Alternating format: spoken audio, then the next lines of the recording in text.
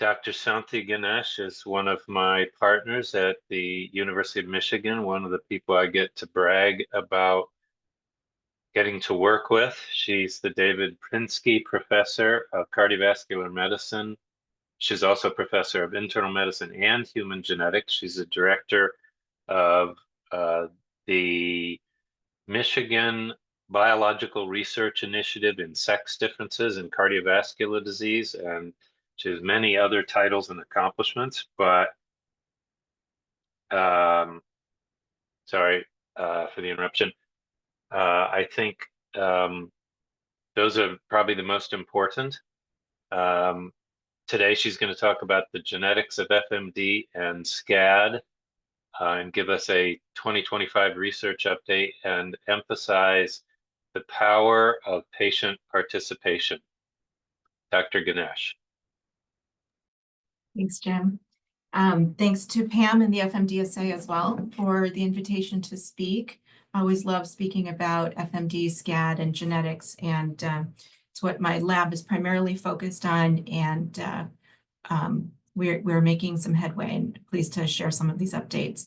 So my disclosures involve serving in unpaid capacities on scientific advisory boards related to FMD.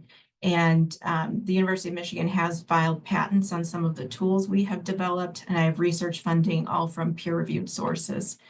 So I'll give a little bit of background as we head into the substance of the talk and the research update itself.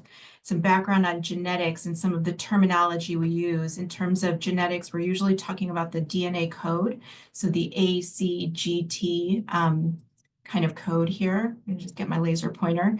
And then that code is translated into something called RNA, which is a code that then is used to make all of the proteins of the body and the cells.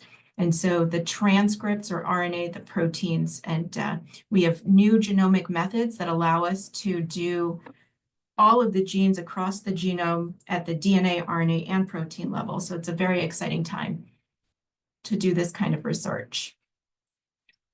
So I also wanted to just introduce, just as a very big overview, what we are trying to do with laboratory-based research, where we're doing genetics based on patient blood samples. We take samples into the lab, analyze them using a variety of techniques, and come up with, hopefully, gene discoveries.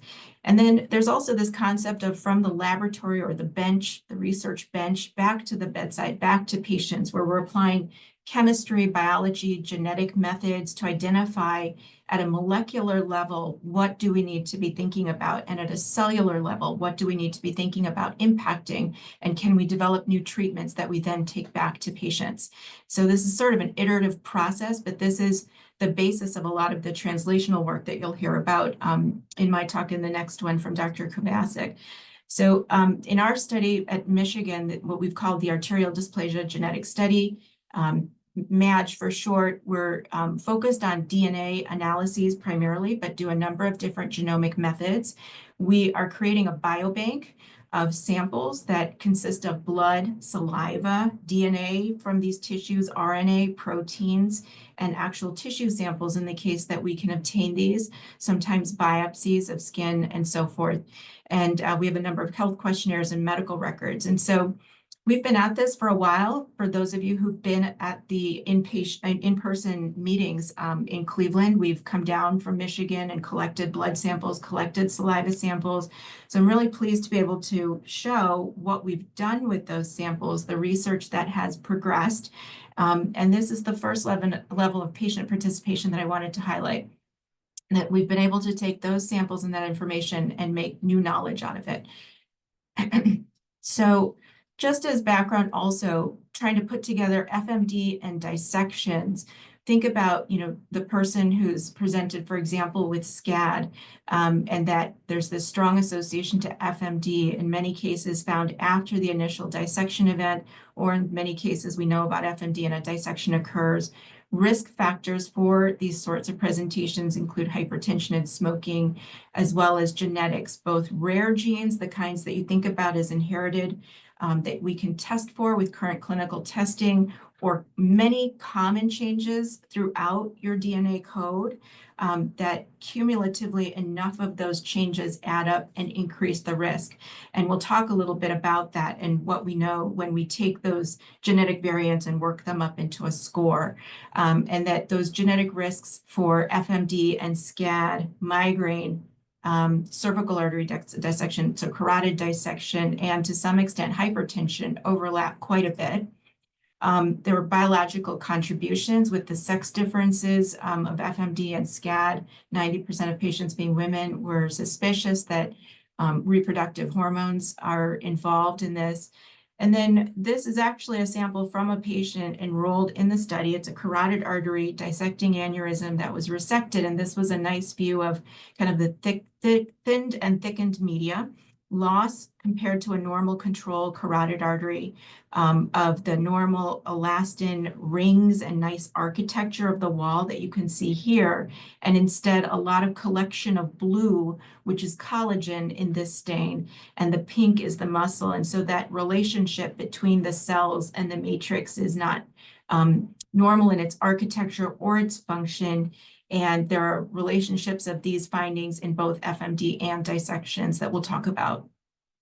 So another concept that I alluded to on the prior slide, so these single gene diseases, the idea that there are rare DNA variants. These are the ones that we are most often doing clinical testing for.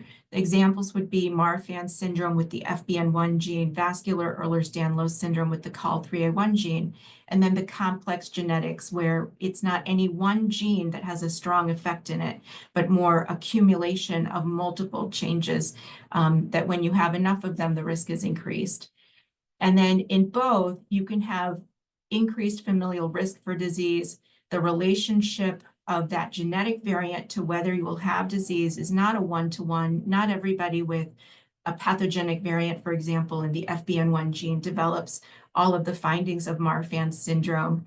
And the relationship to the arterial involvement, particularly for this set of diseases, FMD, dissections, aneurysms. We've heard a lot about the kind of systemic nature of these problems and how the presentations can vary. So 10 years ago, what we knew about were Marfan syndrome, vascular Ehlers-Danlos syndrome, Loeys-Dietz syndrome was described. So those are TGF-beta pathway genes. And, you know, I'll show some of the studies, but in total, probably 5% or so of patients with SCAD have an underlying genetic change that is very rare. So this is the allele frequency in the population. And when you have that variant, it has a very strong risk for developing the disease, compared to the common variants that each have a low individual effect all the way on the right here in the right lower corner. And this slide was mostly blank 10 years ago. And because of the ongoing research, we've been able to fill in many of these genes and where that genetic variant lies in terms of how likely it is to be on its own causing a problem versus needing to be in aggregate with other variants. So we'll talk a little bit about these concepts, but this is a very big picture overview. And it's very exciting to be able to look at that and say that we have many, many genes that we've been able to map. So the technicalities of the methods that we use in the lab did not seem like something we needed to get into, but we have ways to sequence all of the DNA, genome sequencing.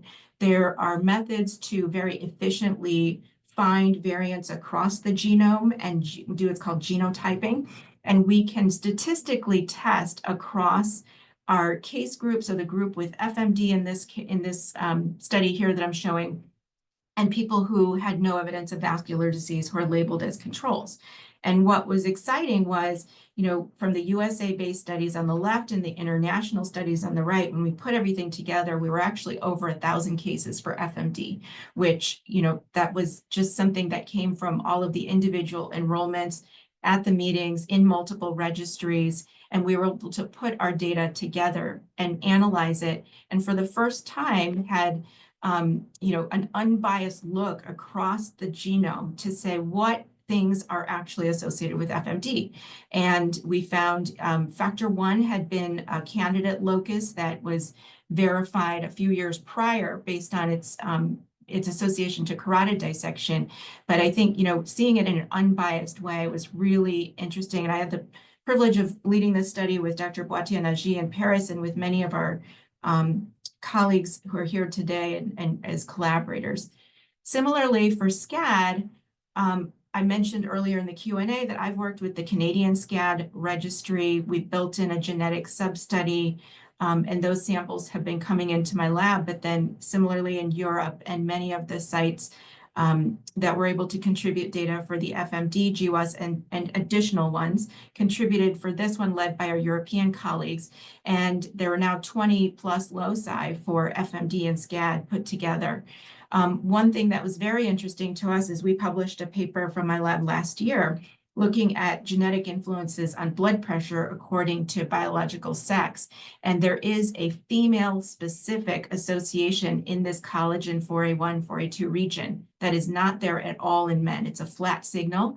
And many of the differences in blood pressure regulation in our study there was due to hormones, estrogen specifically. And so we'll be eager to see as we get more and more samples for FMD and GWAS, can we do those sorts of studies? But I think it was very nicely described in some of the earlier talks what some of those limitations are. If we want to look at sex differences for these diseases, we need quite a few more men to be enrolled into the studies. From the initial CanSCAD GWAS that we ran, this is a plot showing the statistical significant, and this is I won't get too much into the math, but the negative log of the p-value. So the higher up the signal, the more statistically significant it is. And so this was very striking with only a few hundred cases. And that's because it was a very strong effect. And we were able to go out to databases that contain hundreds of patients of arteries with transcriptomics. So what are all those RNA expression patterns? Combine it with the genetic data and use some fairly sophisticated genetic statistical approaches to try to identify the gene that's implicated. And this came up with Adams-like 4 in our study. We were able to take a donor artery and stain for Adams-like 4. The brown stain shows it's in those smooth muscle cells.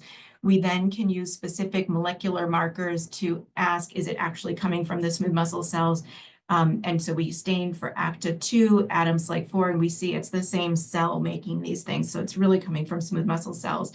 It's a very interesting gene that itself interacts with fibrillin-1, the gene that underlies Marfan syndrome, and promotes the maturation of fibrils. So between the cells in the wall of the artery, you have what's called the extracellular matrix, collagens, elastins, fibrillins, proteoglycans, multiple proteins that help hold the wall together. And so we have gone on to put this gene into cells in a dish, and we're showing that it does affect how cells connect to one another physically. We were just at the AHA vascular meeting last week and had a chance to present that work. So that is moving along, trying to understand this particular gene. I mentioned polygenic scores in this idea of the complex genetics that you can have multiple more common variants, that if you get enough of these accumulated, so if this is the number of variants that you have, it's the people out here at the tail end who have enough of those variants who are considered high risk.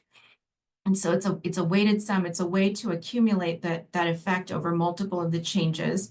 There are a lot of caveats to their use. They've been proposed for clinical use in other contexts for prediction of cancer risk, for prediction of atherosclerotic disease risk, for example, cholesterol plaque-related heart attack. And those data have not shown that it's really quite ready for application. And I would say it's the same here, but we have some interesting ways to use this information, the score that we've developed to look at relationships between diseases. And I'll share what we've learned. The first was, I had taken this slide out and then I put it back in when I heard Jeff's comment earlier about the relationship between FMD and SCAD. So if we take the polygenic score that resulted from those GWAS studies for SCAD, and we apply it to people who have FMD as their diagnosis and ask how many of those people had SCAD, and did they have an elevation in that score? This is the interpretation of this is that yes, there was an increase, These confidence intervals are very wide, but it did meet a statistical significance in this top line here.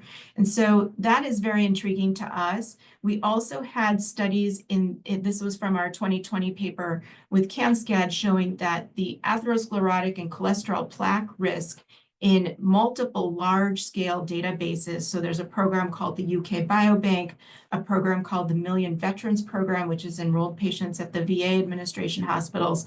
And we're able to look at the relationship between the SCAD risk and FMD and its inverse. But really for the FMD question, it's this top line here. And the way I interpret that is that, if we think about our FMD and SCAD, one and the same disease, is it the same genetics that just happens to express differently depending on what we're finding in that patient? I think what it is that there's a very strong partial genetic overlap, but the genetics are not exactly the same, and that there is some underlying important differences. So we have taken the SCAD polygenic score and gone across all of the data in a resource called the UK Biobank, where they have the same genetic data available in several 100,000 patients who enrolled in this. And what we found were two very interesting signals: that the risk for SCAD genetically increases the risk for migraine headache.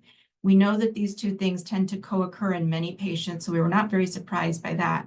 We were surprised by this inverse association that I showed on the prior slide. And again, this is where we first saw it in the UK Biobank. It was interesting to see that this score was used in a family study of SCAD. This is an Australian cohort collaborating with Dr. Kovacic, that familial SCAD risk, according to the same polygenic score, was elevated among those family members who had SCAD, in addition to the initial person enrolled into the study. And so, these are some of the conceptual illustrations that we're trying to draw out, where with the same SCAD polygenic score, this side is high risk for SCAD. This side is higher risk for cholesterol plaque, or if you say it the other way around, having a high risk for SCAD may decrease the risk, may be associated with decreased risk for cholesterol plaque disease. So that's interesting for us to think about on a couple of different levels in terms of what we could be doing with these scores clinically, should we be testing them, and what it might mean biologically. And then this is another slide that Jeff had made a comment about ancestry. This paper is in press. We took the genetic score for SCAD and we asked in many, many large resources, did they have people with SCAD? The answer to that was mostly no. I think SCAD has been not well defined in many of these large databases. And so we're on the right track with our specific enrollments into our own biobanks and registry efforts. The Million Veteran Program, there's a Japanese biobank. The Million Veteran Program has multi-ancestry samples. And what we're looking at here is the cholesterol plaque disease, coronary artery disease, all diagnoses, with hundreds of thousands of individuals in this study, and MI across all of these different resources.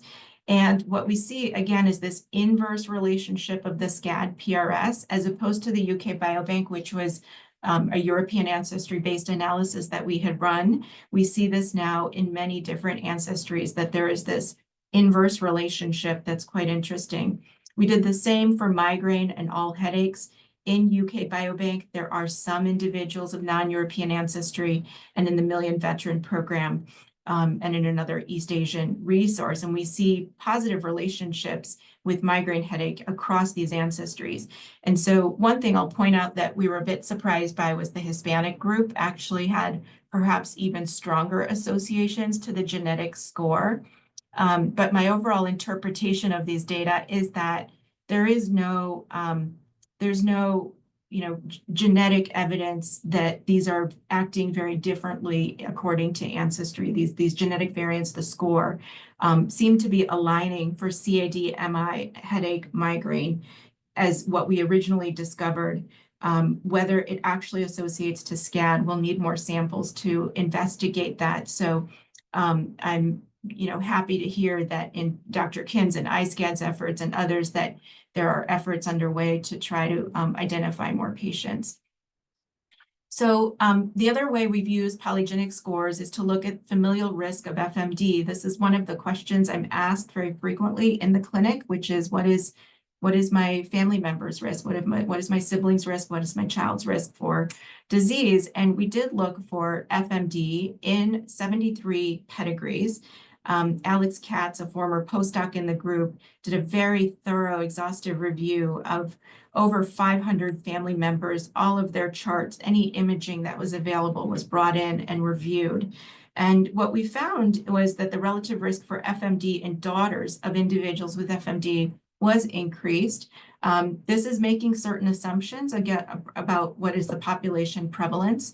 And if we think about why the daughters, we think that probably the diagnosis requiring angiographic imaging was being done more frequently than, for example, the grandmother who may have had symptoms of a stroke but would not have had a CAT scan at that time. The other interesting finding we found was that relative risk for abdominal aortic aneurysm was increased in the fathers of individuals with FMD. We used polygenic scores after this pedigree analysis and worked with our colleagues in the Million Veteran Program to cross-associate the polygenic risk for AAA and the polygenic risk for FMD, and they were statistically significant. The odds ratios here are pretty modest, but for us, we're looking to see, is there a relationship potentially? And it does seem like there is. All of the family members in our pedigree study with FMD were female. All of the people with abdominal aortic aneurysm were male.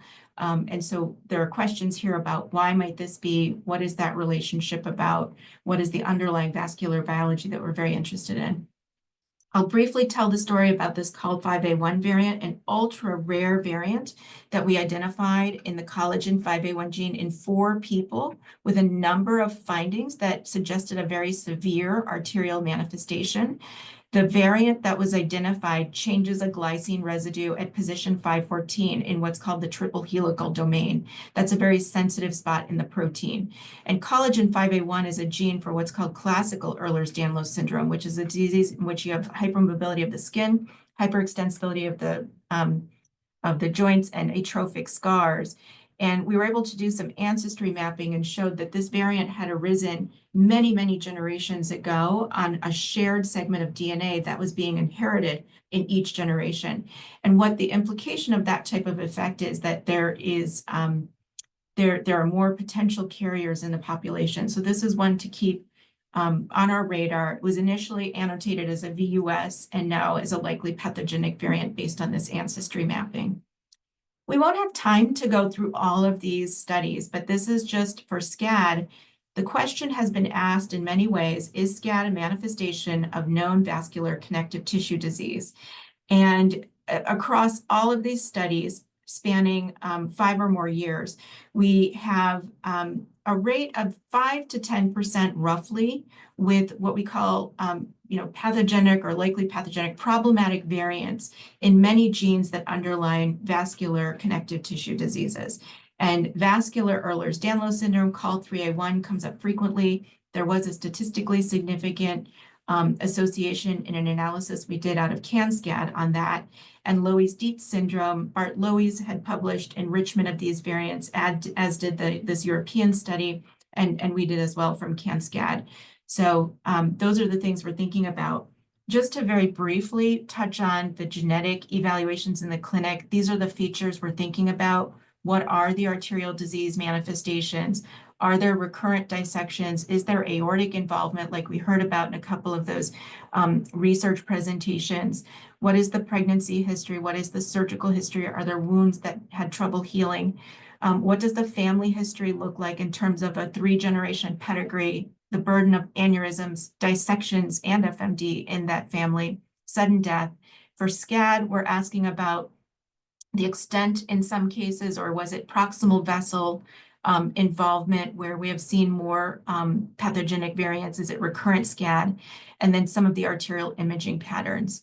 And so we apply clinical genetic testing for these purposes. We won't have time to really talk about all of this, the caveats with this, but there was a webinar on genetics that was from a couple of months ago that I think Dr. Gornick has posted to her website. And that's available, but we're thinking, are we ready for an FMD and SCAD genetic testing panel? And it does seem like we have quite a few genes we're thinking about. One thing just to point out, again, highlighting this systemic arterial burden and the variability of the phenotype. If you think these blue circles are family members with FMD, we've started to evaluate our pedigrees thinking about, manifestations of FMD without diagnosis in some of the older generations, but also aneurysms, dissections like SCAD, here intracranial aneurysm, renal artery aneurysm. Are there aortic aneurysms? Is there sudden death, genetic syndrome diagnoses? So it's more complex than just asking, is there a family history of FMD? We do a broader sweep for what's going on. So just to summarize, we think that what we're learning from all of this is that there are probably multiple genetic avenues to get to elevated risk for FMD and SCAD. There's the familial pattern, there's the sporadic pattern. There are very interesting relationships of some of the variants that we have found for FMD and SCAD with other diseases. The clinical utility of the research findings to date include that rare variants, there's well-developed guidelines for arteriopathies and aortic disease findings. Some of the connective tissue disease gene findings are listed here. These may involve activity restrictions, counseling on signs and symptoms of dissections, pregnancy risk, familial risk. There's no specific data to support specific medications at this time, but we'll eagerly await randomized trials that are being organized for SCAD. And periodic imaging once you have a diagnosis of something like vascular Ehlers-Danlos. For the COL5A1 variant, we recommend surveillance at least once after age 40 and genetic counseling. The polygenic risk scores that we talked about are not ready for clinical application at this time. We do advise family members with vascular symptoms to seek evaluation, as what's been highlighted in the consensus statements for FMD and SCAD, and be aware that arterial disease may differ within a family. So in terms of the future directions, we're asking these questions. Are the new genetic variants useful in the clinic? Can they be useful to predict complications? What about family risks? Are there other genes involved in FMD, things that we could test for? This is a big part of our gene discovery work. And then finally, are there existing drugs or new drugs that we could develop to correct the abnormalities in the blood vessel wall? I think this will be an important direction. If we can take just 1 minute, I'll just highlight cystic fibrosis is a gene where the CFTR gene was identified in 1989 using what by today's standards are pretty old-fashioned methods for gene discovery. We are now operating at warp speed with our sequencing and so forth.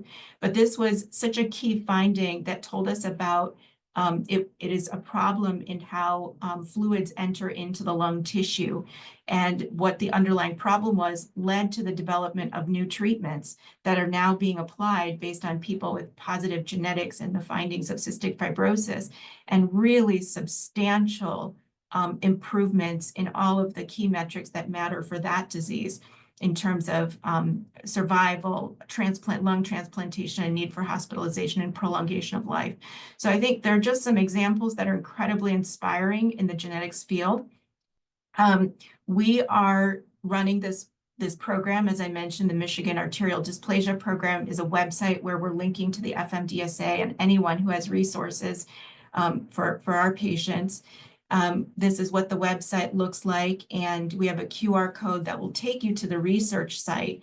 And really, we were trying to bring together the research and the clinical, because that integration is very important for the kind of work we're doing. And so these are the things that are involved: a DNA sample, a health questionnaire, and we ask for access to medical records. And everyone who has one of these diagnoses can join. We are using the term arterial dysplasia as sort of what I call an umbrella kind of terminology to talk about all of these multiple manifestations of what might be shared genetics, as well as aortic dysplasia that sometimes more often shows up in children. So this is how we can be reached. We're more than happy to have referrals from other physicians, and we're looking to collaborate broadly. We're very pleased that our collaborations have been very successful in resulting in funding and grants and a lot of sequencing and the identification of new factors, as I've been able to share with you today. I was looking back at prior slides and getting ready for this talk and saw that in 2023, I had presented this slide about the planning and the work just to give patients an idea of, it's a years-long process to get to having funding from an institution such as the NIH. And I want to really shout out to Pam and to the FMDSA and to all of the patients who've been sharing their stories and making it be known that this research is really important. This is the U of M team, my lab, the patient study team, colleagues at the Cardiovascular Center, Dr. Freilich and others. Very fortunate to work with such a great team. And I'll just mention as a final acknowledgement that I spent 10 years at the NIH and received training in vascular biology and genetics. It's where I met Dr. Kovacic, the next speaker, and very, very grateful for the time that I was able to spend there. Thank you.